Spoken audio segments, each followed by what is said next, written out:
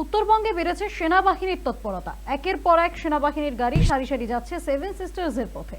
জানিয়ে গুঞ্জন সাধারণ মানুষের মধ্যে শুরু হয়ে গিয়েছে। বাংলাদেশের অস্থিরতার কারণে এই তৎপরতা বলে অনুমান। কলকাতা সহ একাধিক রাজ্য দখলের হুমকি দিয়ে লং মার্চের ডাক দিয়েছে বিএনপি। বাংলাদেশ যে অস্থিরতার পরিস্থিতির সৃষ্টি হয়েছে এবং ভারত বিরোধী হুমকির কথা বারবার বলছে, তার ফলে কি এই তৎপরতা খানিকটা মনে হচ্ছে উত্তরবঙ্গবাসীদের? আমি এই খবর সম্পর্কে আরো বিস্তারিত জেনে নেব। আমাদের সঙ্গে রয়েছেন টেলিফোনে আমাদের প্রতিনিধি সানি রায়।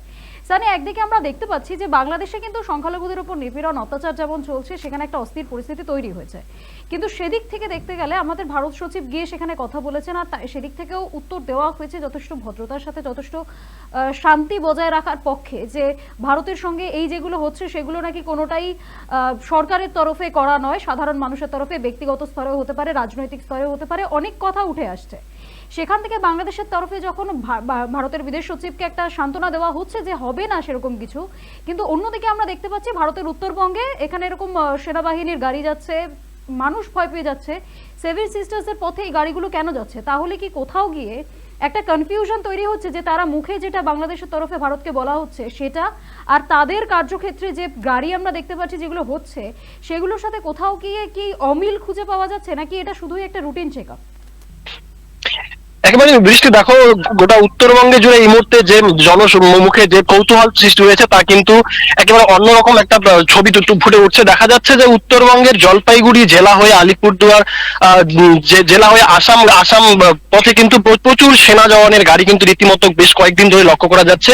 এবং শুধুমাত্র সাধারণ কোনো সেনার গাড়ি নয়, সেখানে অত্যাধুনিক যুদ্ধের সামগ্রী নিয়ে যাওয়ার ছবিও কিন্তু ফুটে উঠছে। এবং যা দেখে কিন্তু রীতিমতো যারা সাধারণ মানুষ রয়েছেন তারা কিন্তু প্রশ্ন তুলছেন। তারা একেবারে অন্যভাবেই তারা মানে একটা কৌতূহলের পরিবেশ তাদের মধ্যে সৃষ্টি হয়ে তারা দাবি করছেন যে তবে কি যুদ্ধ যুদ্ধ লাগতে চলেছে বা যুদ্ধের সময়সীমা কি চলে আসলো।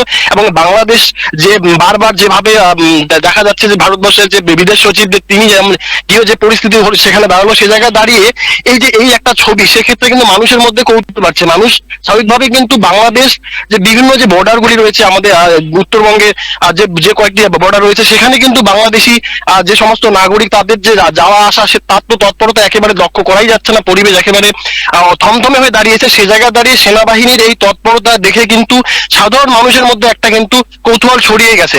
যদিও এখনো পর্যন্ত কিন্তু অফিসিয়ালি বা সেনাবাহিনীর তরফে কিন্তু কোনো রকম প্রতিক্রিয়া পাওয়া যায়নি যে এই সমস্ত যে সেনাবাহিনী জওয়ানদের যে গাড়ি এবং বিভিন্ন যুদ্ধের যে সামগ্রী নিয়ে যাওয়া হচ্ছে সে সমস্ত কোথায় যাচ্ছে, ঠিক কিভাবে, মানে কি কারণে কোথায়, এটা এক্সাক্ট তথ্য পাওয়া না গেলেও কিন্তু উত্তরবঙ্গের জলপাইগুড়ি জেলাতে ইতিমধ্যেই কিন্তু মানুষের মধ্যে একটা কৌতূহল তৈরি হয়ে গেছে। বৃষ্টি, একদম সানি, অনেক ধন্যবাদ তোমাকে। এই মুহূর্তে যে খবর আমরা পাচ্ছিলাম যে একদিকে যখন দেখতে পাচ্ছি যে ভারত বাংলাদেশের দ্বিপাক্ষিক একটা যখন বৈঠক হলো, তারপর বাংলাদেশের তরফে এবং ভারতের তরফে শান্তি বজায় রাখার কথাবার্তা হয়েছে, কিন্তু তারপরেও আমরা দেখছি উত্তরবঙ্গে যে বিভিন্ন যুদ্ধ প্রস্তুতি যাকে বলে, সেই গাড়ি নিয়ে যাওয়া, অস্ত্রশস্ত্র নিয়ে যাওয়া, সেই সবগুলো চলছে। আর যার ফলে সাধারণ মানুষের মধ্যে কোথাও গিয়ে একটা কাজ করছে যে তাহলে কি বাংলাদেশ বলছে এক আর করছে আরেক, ভারতের বিরুদ্ধে কি তাহলে তাদের যুদ্ধ প্রস্তুতি, তাদের যে তৎপরতা সেগুলো কি শুরু হয়ে গিয়েছে? সেই একটা যে ভয়ের আবহ সেটা উত্তরবঙ্গের মানুষের মধ্যে এখনই শুরু হয়ে গিয়েছে। তবে এখনো বিস্তারিত বাংলাদেশের তরফে বা বাংলাদেশের সেনাপ্রধানের তরফে